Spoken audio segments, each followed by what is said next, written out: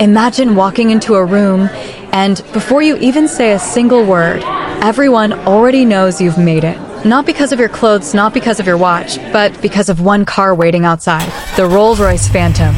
For more than a century, presidents, kings, billionaires, and some of the world's most powerful people have chosen this car over every Ferrari, Lamborghini, or Bentley. But here's the question. How did one luxury car become the ultimate symbol of success? And the answer is far more fascinating than most people realize. Because behind every Phantom is a story of obsession, perfection, and two men who refuse to accept good enough. Today, we're uncovering the real story of the Rolls-Royce Phantom. A story filled with impossible standards, heartbreaking setbacks, and the relentless pursuit of building what many still call the best car in the world. But before we get there, you need to understand one thing. The Phantom wasn't created because the world needed another luxury car. It was created because one engineer believed almost every car on the road was simply not good enough. That engineer was Henry Royce. At the beginning of the 1900s, cars were completely unreliable. They broke down constantly. Long journeys were risky. Owning a car meant spending just as much time repairing it as driving it. Henry Royce hated that reality. He wasn't born into wealth. He wasn't backed by a powerful company. He was simply an engineer obsessed with one idea. Something can be built better, then why settle for less? Instead of complaining, he built his own car.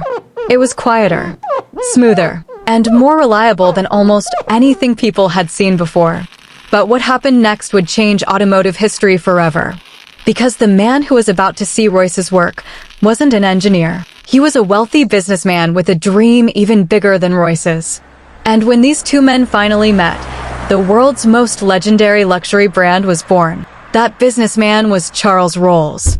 Unlike Henry Royce, Rolls came from a very wealthy family. He loved speed. He loved cars.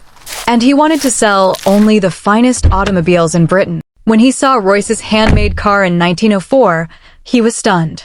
It wasn't the fastest car. It wasn't the flashiest. But it was built with a level of precision that almost nobody else could match. The two men made a simple agreement.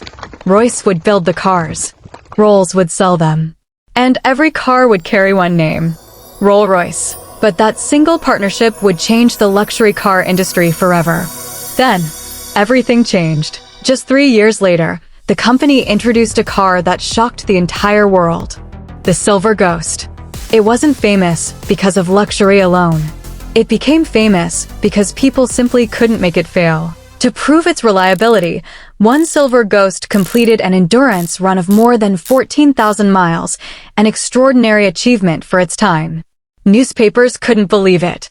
Customers couldn't believe it. Suddenly, Rolls-Royce wasn't just another car company. It earned a reputation for building what many journalists called the best car in the world. That reputation spread quickly. Royal families wanted one. Government leaders wanted one. Successful businessmen wanted one.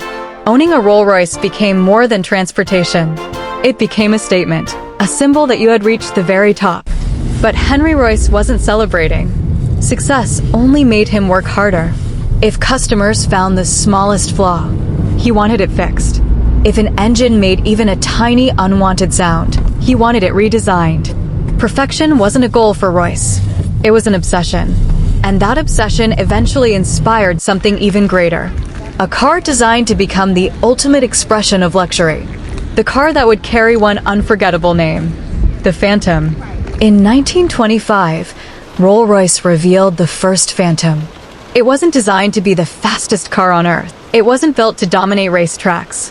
Instead, it was built with one purpose: to become the finest luxury automobile money could buy. Every detail mattered. The engine had to feel effortless. The cabin had to remain unbelievably quiet. The ride had to be so smooth that passengers could barely feel the road. And that philosophy never changed, generation after generation. The Phantom became more than a luxury car. It became a symbol of power. World leaders arrived in it. Royal families trusted it. Business icons chose it. Not because they needed another expensive car, but because the Phantom represented something that couldn't be measured by horsepower alone. It represented success, craftsmanship, and timeless prestige. But here's something most people don't know. Even today, building a Phantom isn't about speed. Many parts are still carefully assembled and finished by hand.